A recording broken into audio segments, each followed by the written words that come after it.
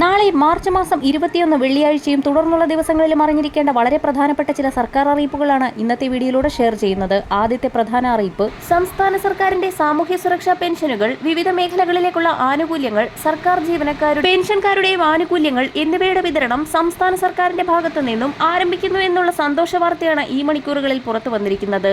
വിവിധ ആനുകൂല്യങ്ങൾ വിതരണം ചെയ്യുന്നതിലേക്കായുള്ള ഉത്തരവുകൾ ഇന്ന് പുറത്തിറങ്ങും. പൂർണ്ണമായും സർക്കാർ സഹായത്തോടുകൂടി വിതരണം ചെയ്യുന്ന 47 ലക്ഷത്തോളം വരുന്ന ആളുകൾക്കുള്ള സാമൂഹ്യ സുരക്ഷാ പെൻഷനുകൾ, വിവിധ സ്കീമുകളിലായി പെൻഷൻ തുക സ്വീകരിക്കുന്ന ഇന്ദിരാഗാന്ധി ദേശീയ വാർദ്ധക്യകാല പെൻഷനുകൾ, വിധവാ പെൻഷനുകൾ, ഭിന്നശേഷി പെൻഷനുകൾ കൈപ്പറ്റുന്ന 7 ലക്ഷത്തോളം വരുന്ന NSAP പെൻഷൻ ഗുണഭോക്താക്കൾക്കുള്ള ആനുകൂല്യങ്ങൾ, ഇതിനു പുറമെ സർക്കാർ സഹായത്തോടുകൂടി പെൻഷൻ തുക വിതരണം ചെയ്യുന്ന 8 ലക്ഷത്തോളം വരുന്ന ആളുകൾക്കുള്ള വിവിധ ക്ഷേമനിധി ബോർഡുകൾ വഴിയുള്ള പെൻഷനുകൾ, സർക്കാർ ജീവനക്കാർക്കുള്ള ക്ഷാമബത്ത ക്ഷാമാശ്വാസ കുടിശ്ശിക എന്നീ ആനുകൂല്യങ്ങൾ കൈപ്പറ്റുന്ന ഗുണഭോക്താക്കൾക്ക് തുക എത്തിച്ചേരും. കേന്ദ്രത്തിന്റെ ഭാഗത്തു നിന്നും തുക അനുവദിച്ച സാഹചര്യത്തിലാണ് വിതരണത്തിന് അനുകൂല സാഹചര്യം ഒരുങ്ങിയത്.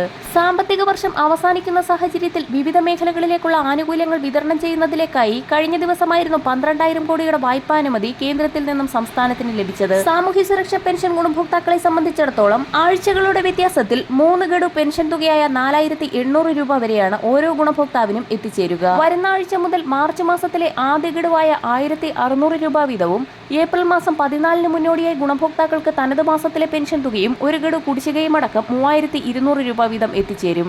ഇതിനുള്ള നടപടികളാണ് സംസ്ഥാന സർക്കാരിന്റെ ഭാഗത്തു നിന്നും നാളെ മുതൽ ആരംഭിക്കുക. അടുത്ത പ്രധാന അറിയിപ്പ്, സംസ്ഥാന സർക്കാർ ജീവനക്കാർക്കും പെൻഷൻകാർക്കും 1 ഗഡു ക്ഷാമബത്ത ക്ഷാമാശ്വാസം അനുവദിച്ചു എന്നുള്ള ധനമന്ത്രിയുടെ അറിയിപ്പ് ഇന്നലെ പുറത്തുവന്നു. ക്ഷാമബത്ത ക്ഷാമാശ്വാസ ഉത്തരവ് ഇന്ന് പുറത്തിറങ്ങും. 3% ക്ഷാമബത്ത. 2022 ജനുവരി പ്രാബല്യത്തിലെ ക്ഷാമബത്തയാണ് അനുവദിച്ചിരിക്കുന്നത്. ഏപ്രിൽ മാസത്തിലെ ശമ്പളത്തിലാണ് ക്ഷാമബത്ത ലഭിക്കുക.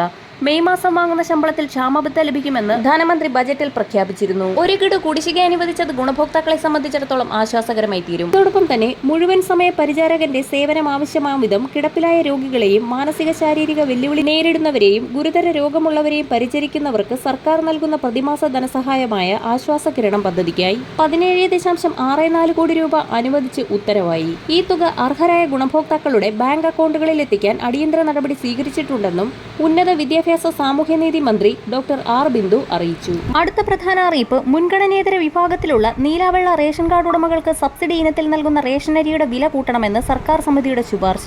നിലവിൽ 1 കിലോഗ്രാമിന് 4 രൂപ തോതിൽ നൽകുന്ന അരിയുടെ വില 6 രൂപയാക്കി ഉയർത്തിയേക്കും. ഇതോടൊപ്പം തന്നെ മുൻഗണനേതര വിഭാഗങ്ങളിൽ നിന്ന് മാസം 1 രൂപ വീതം സെസ് പിരിക്കാൻ ഭക്ഷ്യ പൊതുവിതരണ വകുപ്പ് ആലോചിക്കുന്നുണ്ട്. ഇതോടൊപ്പം തന്നെ റേഷൻ കടകളുടെ പ്രവർത്തന സമയം ഇനി മുതൽ റേഷൻ ലഭിക്കുക 9 മുതൽ 1 മണി വരെയും വൈകിട്ട് 4 മുതൽ 7 വരെയുമാക്കി വിതരണം പുനഃക്രമീകരിക്കാനും സർക്കാർ സമിതി നിർദ്ദേശമുണ്ട്. വരും ദിവസങ്ങളിലെ സർക്കാർ അറിയിപ്പുകൾക്കായി ചാനൽ സബ്സ്ക്രൈബ് ചെയ്യാൻ മറക്കാതിരിക്കുക.